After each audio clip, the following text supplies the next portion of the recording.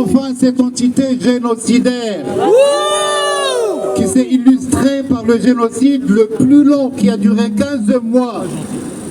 Un génocide en un temps réel, en direct, qui s'est soldé par une défaite cuisante. Cette entité monstrueuse, sauvage à l'extrême, une défaite non seulement économique, morale, mais aussi militaire.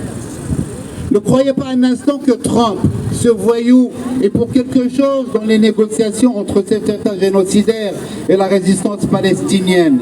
Non, l'État génocidaire a accepté un cessez-le-feu à Gaza car son armée est démoralisée, disloquée et complètement épuisée. Et depuis, l'Israël, comme tous les lâches, a déplacé ses massacres vers la Cisjordanie. Les villes du Nord sont désormais confrontées à des invasions incessantes, avec des milliers de civils déplacés, leurs maisons bombardées, des arrestations, des destructions, des infrastructures détruites, à l'image de ce qui s'est passé à Gaza. Ce jeudi, près du poste de contrôle militaire de Houara, au sud de Nablus, un jeune Palestinien de 28 ans a été assassiné par ses forces d'occupation. Ce que je vous cite ici, c'est juste ce qui s'est passé la semaine dernière. À l'est de Nablus, ces forces d'occupation ont pris d'assaut le camp des réfugiés de Balata, lançant une campagne de raid à grande échelle. À Nablus, ces forces d'occupation ont arrêté Jihad Iyad Ahmed, étudiant à l'université Al-Najah et ancien prisonnier, après avoir fait une descente à son domicile. Puis elles ont arrêté Omar Mansour, qui avait été libéré il y a seulement 2 semaines. Toujours à Nablus, à l'aube ce vendredi, l'armée d'occupation a pris d'assaut les dortoirs des étudiants de l'université Al-Najah. À Nourchems, à Toul-Karem, en Cisjordanie occupée, l'armée d'occupation diffuse des menaces de mort par haut-parleur à l'intention des habitants palestiniens. Compte tenu de la menace, celui qui reste dans le camp mourra. Les destructions de maisons et d'immeubles dans le camp de Jenin depuis 26 jours.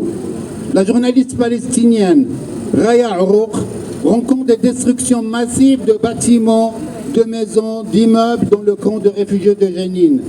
Après avoir chassé les habitants de leur domicile, l'armée israélienne incendie les maisons des Palestiniens à l'ouest de Jenin.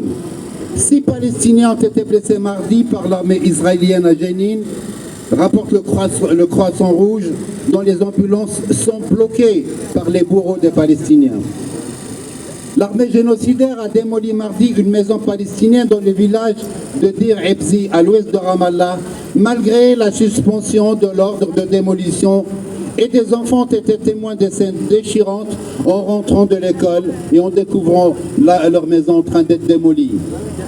L'armée génocidaire s'est employée mercredi à détruire des maisons des rues palestiniennes au nord d'Hébron, dans le camp de l'Arroub, et soumettre des dizaines de détenus à des abus après une campagne de détention à grande échelle. À l'est d'Hébron, dans la ville de Saïr, l'armée génocidaire a tué mardi par balle Abdullah Farouk, un jeune de 19 ans. Qu'est-ce qu'il a fait? Il venait de jeter une pierre sur un blindé de l'armée génocidaire.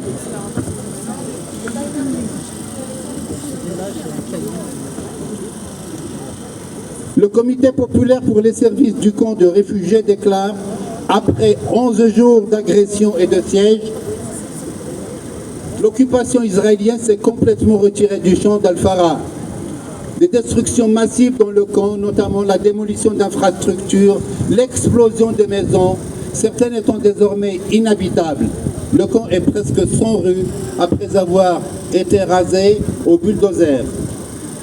Les soldats de l'État génocidaire, répondant au quotidien israélien Haaretz, ont admis qu'ils avaient tiré et tué dimanche Sondus Chalabi, enceinte de 8 mois, dans le corps de Nourchems. Pourquoi? Parce qu'elle était sortie du véhicule et avait regardé le sol avec méfiance. Les forces d'occupation israéliennes empêchent les ambulances et l'aide d'entrer dans le camp de réfugiés d'Al-Farah.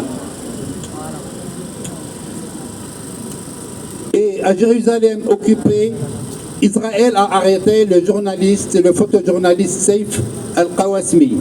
Le ministre israélien des Finances, le terroriste Bezalel Smotrich, a juré ce lundi que les invasions de l'armée en Cisjordanie allaient s'étendre, menaçant les Palestiniens de subir le même sort que celui de Gaza.